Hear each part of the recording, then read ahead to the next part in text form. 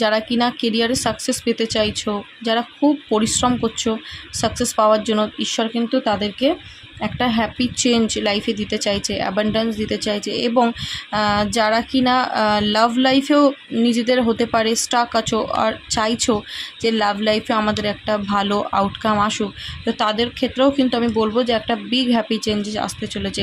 এবং যারা কিন্তু মানে যারা সিঙ্গেল আছো, হতে পারে তাদের কোনো পার্টনার নেই এবং চাইছো তারা যে আমাদের লাইফে কোনো কেউ আসুক, কোনো লাভার্স আসুক, তো আমি বলবো দেয়ার সামথিং বেটার। তো অবশ্যই কোনো একটা বেটার কোনো মানুষ তোমার জীবনে কিন্তু আসতে চলেছে। যদি তোমরা এমনও হতে পারে যে পাস্টে তোমাদের হার্ট ব্রেক হয়েছে বা তোমরা তোমাদের লাভ লাইফে কোনো ব্রেকআপ সিচুয়েশান হয়েছে, তো তাদের লাইফেও কিন্তু নতুন কোনো পার্টনার আসতে পারে।